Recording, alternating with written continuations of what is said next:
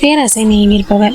ஒரு கிராமத்துல கமலா தன்னோட கணவர் சண்முகத்தோட வாழ்ந்துட்டு இருந்தா. கமலாவோட கணவர் சண்முகம் தினமும் வேலைக்கு போய் வர சம்பளத்தை வச்சுதான் கமலா தன்னோட குடும்பத்தை நடத்திட்டு இருந்தாங்க. ஒரு சமயம் கமலாவோட கணவருக்கு விபத்து ஏற்பட்டுருச்சு. அதுலேருந்து அவரால் அதிக தூரம் நடக்க முடியாம போயிட்டதுனால தன்னோட வேலையும் விட்டுட்டாரு. இதனால கமலா வீட்டோட செலவுக்காக என்ன பண்றதுன்னு தெரியாம தன்னோட மாடுகளை வச்சு அதுல வர பால்களை வச்சுதான் தன்னோட குடும்பத்தை நடத்திட்டு இருந்தாங்க. ஒரு நாள் கமலா தன்னோட கணவருக்கு உணவு கொடுத்தாங்க. அதுல கொஞ்சமா நெய் சேர்த்து இருந்ததுனால சாப்பாடு ரொம்ப வாசனையாவும் சுவையாவும் இருந்துச்சு.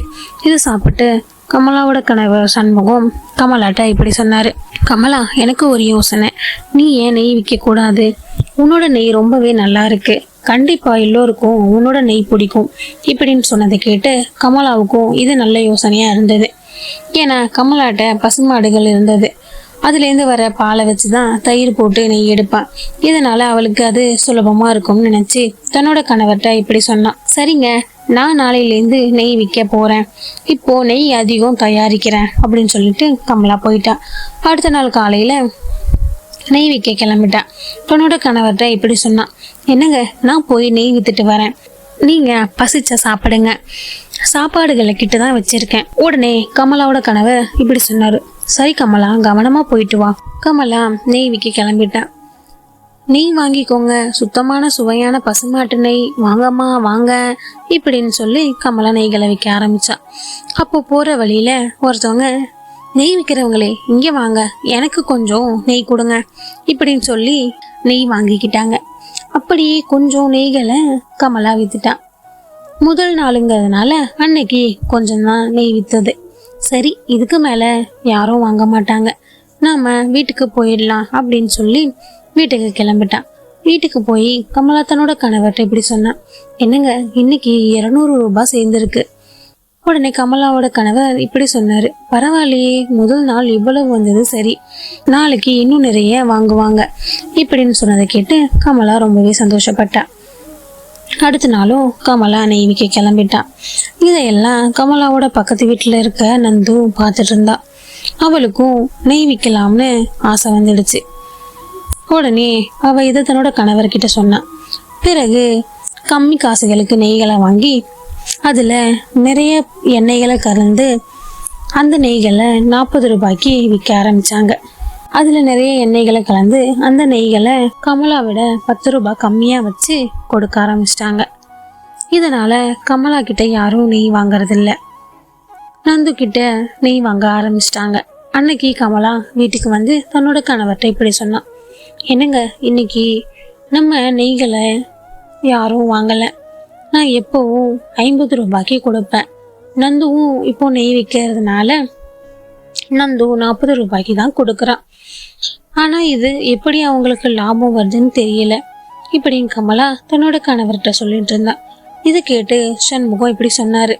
சரி விடு கமலா, உன்கிட்ட வாங்குறவங்க உன்னோட நெய் சுவை தெரியும், விடு, உன்கிட்ட கண்டிப்பா வாங்குவாங்க, கவலைப்படாத, நீ எப்பவும் போல போய் நெய்களை வித்துட்டு வா இப்படின்னு சொன்னாரு. அதே சமயம் நந்து நல்ல வருமானம் வந்துட்டு இருந்தது. அதனால அவங்க ரொம்பவே சந்தோஷப்பட்டாங்க. ஆனாலும் ஊர் மக்கள் எல்லாருக்கும் நந்து மேல ஒரு சந்தேகம் இருந்தது. நந்து கிட்ட ஒரு பசுமாடு தான் இருக்கு, எப்படி நந்துவால இவ்வளவு நெய் தயாரிக்க முடியுதுன்னு சொல்லி. அடுத்த நாள் காலையில கமலா நெய்களை விற்க கிளம்பிட்டான். எப்பவுமே கமலா சமையல்காரருக்கு நெய்களை கொடுக்கறது வழக்கம். இந்த முறை கொஞ்சம் டைம் ஆகிட்டதுனால அந்த சமையல்காரர் நந்து கிட்ட இந்த முறை நெய்களை வாங்கிட்டாரு. கமலா வேகமா போய் சமையல்கார அண்ணன்ட்ட இந்தாங்க நெய் அப்படின்னு சொல்லி சொன்னான். உடனே சமையல்காரர் அண்ணன், அம்மாடி, இன்னைக்கு எனக்கு நெய் வேணாம், நான் நந்து கிட்ட வாங்கிட்டேன், அதுவும் இல்லாம நந்து எனக்கு குறைஞ்ச விலையில கொடுத்தான், இனி நீ எனக்கு நெய்களை தர வேணாம் இப்படின்னு சொன்னாரு.